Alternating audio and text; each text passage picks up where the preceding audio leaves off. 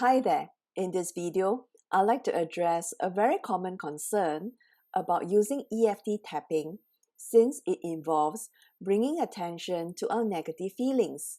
And many of us are just not comfortable with bringing attention to our negative feelings. Recently, someone wrote to me saying that she did not like the idea of tapping through her negative feelings and emotions.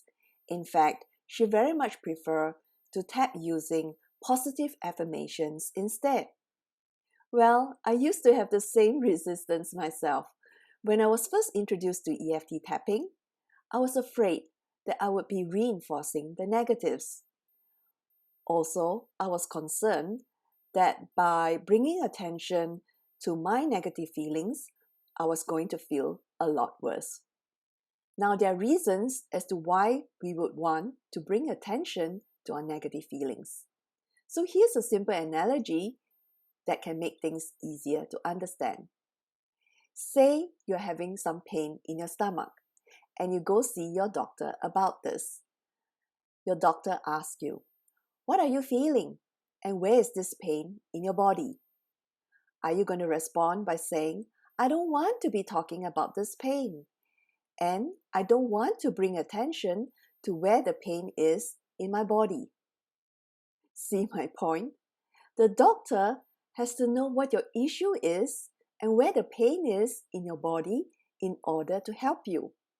It is the same with EFT tapping. We are using tapping to release our negative emotions and stress.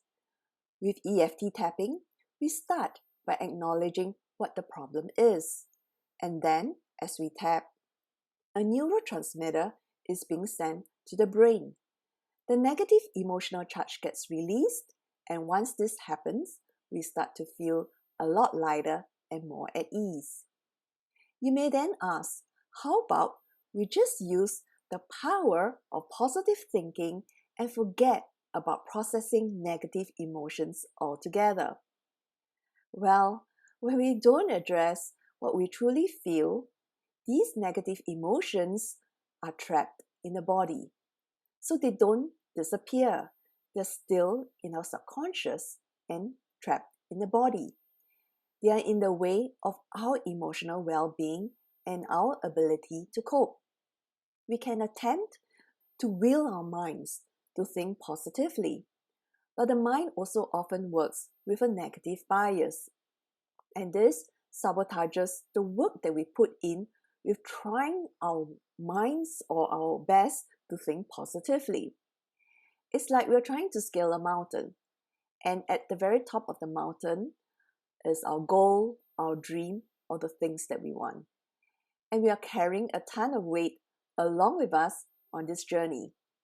The ton of weight slows down our progress, and the ton of weight is our emotional baggage. Society emphasizes on positive thinking and not enough on fully processing our negative feelings and emotions. From an early age, we've been taught not to cry and to put on a brave front. We've been encouraged to look on the positive side to life, be thankful for what we have, be optimistic, and to look for the silver lining behind the clouds. As a result, we rarely acknowledge our hurt, sadness, grief, and traumas adequately. And over time, we build this huge backlog of unprocessed negative emotions. Fortunately, we have EFT tapping. EFT tapping sessions offer us an excellent opportunity to work through this backlog.